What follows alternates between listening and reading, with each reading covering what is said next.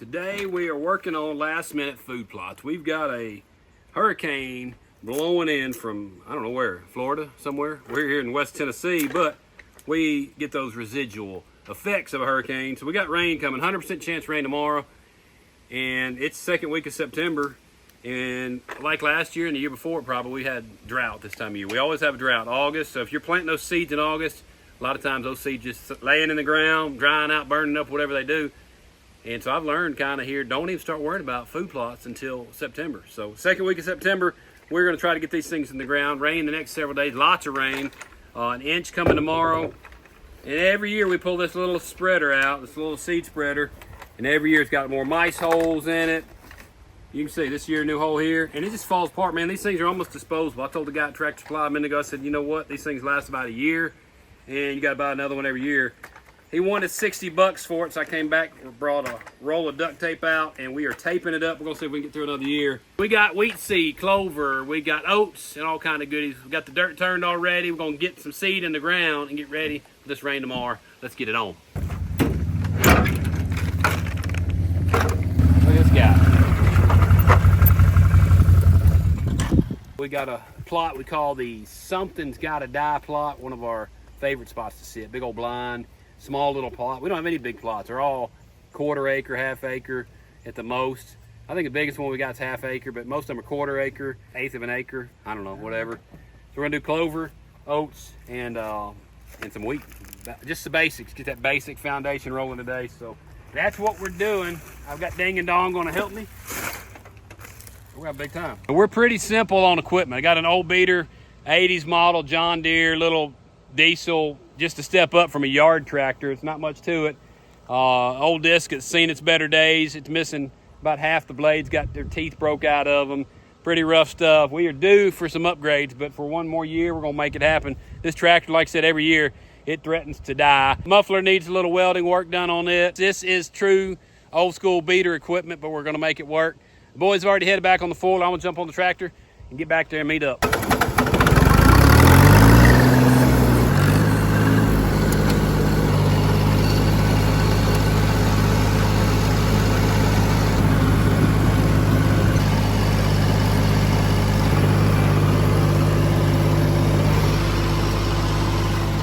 Easton actually went through here earlier today, gave him a crash course on the tractor, and he's been running that tractor a little bit. I think he's done it a few times before, but gave him a little crash course on the tractor, and he came in earlier and he tilled all this up, and it was a lot of sandy stuff down this bottom ground, so it turns up nice and easy despite the drought we've been having. But this down here, a lot of sand in it, and so it turns up nice and easy. I just ran back through it again after he was in here earlier this morning, and we're gonna break out the seeder, put some seed in the ground, and then roll it in. So let's get going. We're gonna put the oats in the ground here again. We're talking maybe a quarter acre plot right here, so not a lot of ground, but a bag of oats to get us this easy. We'll do oats, wheat, and all the goodies.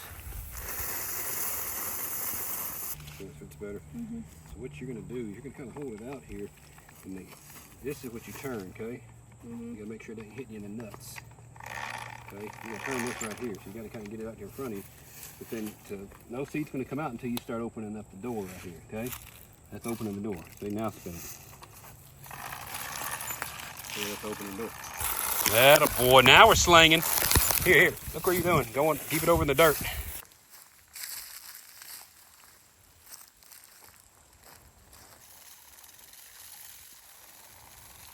Sack number 2, let's go.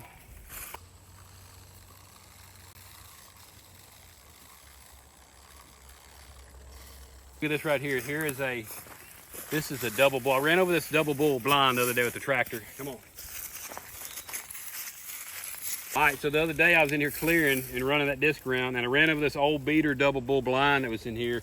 This is actually the blind where we had the encounter with the trespasser. A little incident went down. This is also the blind where Aiden shot, I think it's his first crossbow deer right here. We were sitting here. This is before we brought the Something's Gotta Die blind in. He and I were sitting in here. Does went cruising up that side. In fact, I think we'll show you that video. Rimbo, let's just put that video right here and let them watch it.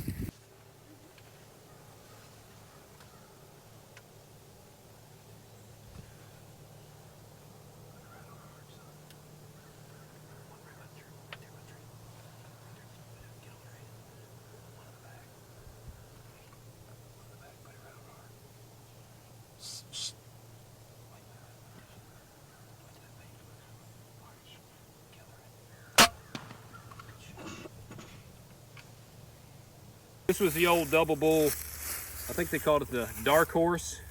Great blind. Snowstorm got the best of it. Now you can see it's nothing but rags, rods, and pieces. Just the memories and some scraps is all that's left behind. Good stuff. Oats are in the ground. We're gonna bust in a bag of wheat now. Get some wheat going on. I love these oats right around the first of the season. We're a couple weeks out, and about a couple weeks, these oats be popping up, and it's perfect. Those deer seem to love oats early on. It's like candy to them. When they first start coming up, those little green shoots coming up out of the ground, deer love it then. But then I like this wheat for later on. I like that wheat when it starts coming up. They hit that oats early, then they'll transition over to that wheat. Wheat's perfect when everything's starting to die off. Green carpet of wheat, oats, all that good stuff laying out here. So it's just a good base foundation. You can have all your brassicas and other stuff in the mix. We're gonna put some clover in the mix, but that oats and wheat, man, that's just kind of that base that you're gonna find in most of those seed bags. Now the clover we're mixing in, this is a fall planting, obviously, and the clover we're doing is not something we're gonna really rely on for the fall. You know what I'm saying? This is an investment really from next spring, because oftentimes it's not gonna pick up till later on, and then comes back really good in the spring. It's gonna really shoot up and do really well. So this is kind of an investment for in the future. Really probably not gonna see deer feeding on it a whole lot early on in the fall. Again, it'll kind of come out, you think, oh, I got some clover coming up, and it really doesn't do much till later on. And again, springtime, dude, when it starts warming up, man, it shoots up. Great food plot for turkeys, and that's what we'll be holding birds in the springtime down here, hopefully.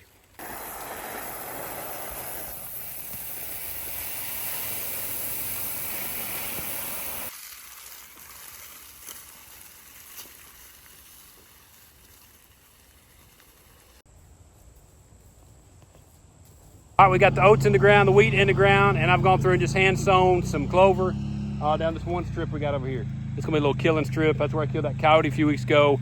All the deer seem to come in and out of there. It's just kind of the spot. The persimmon tree's there, and that's kind of the gauntlet. They, in the past, have come out right over here to the left, a little further out, 25, 30 yards. We've opened this up a lot more this year, trying to get them to funnel out through here a little closer. Again, that 30, 35 yard shot when they're leaning that farther side was a little long for really any of us. I like them down there at 15 or 20, but definitely for the kids having that longer shot. I want to pull them in a little tighter. So that's what we've kind of done this year, is open this up a little bit tighter through here, make a little bit of a gauntlet for them to come through, a little more of a open air on this side, so they'll lean a little bit closer to us. Boys just going through with the foiler out there, just kind of rolling this stuff in. We've dragged stuff or disced it in the past, but I feel oftentimes when we get that disc or get some big drag, we oftentimes get those seeds too deep and covered up, and they just don't happen. So we're just rolling it through, kind of keep it nice and easy, just trying to really just kind of pack and press that seed into the ground. Rain coming tomorrow, Lord willing. It's supposed to be 100% tomorrow, so hopefully this is the rain we need. Get this stuff pressed in, packed into that dirt, and then, like I said, let these rains do their thing, and hopefully in the next couple weeks have some oats coming up right in time for opener of bow season here in Tennessee.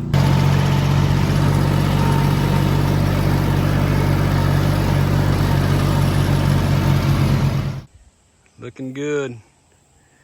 The strip right here, that's where the magic happens. Those deer ought to funnel right down through here as they come out of the bottom, go out to this plot. And a lot of times they just die right there when they come out of that little corner, and they die. Get out here. They come across there and die right in that spot right there. Good stuff. What you got? Persimmon. Where'd you find that one? By the persimmon tree in front of the camera. Is that what you're trying to point us to? The magical fruit. You gonna eat that one? That one's soft. That's perfect. Put the whole thing in there and just spit the seed out. Seeds. Is that as good as the last one? My tongue feels weird. Okay, that last one. Yeah. That one's working right on you, isn't it? Feels weird.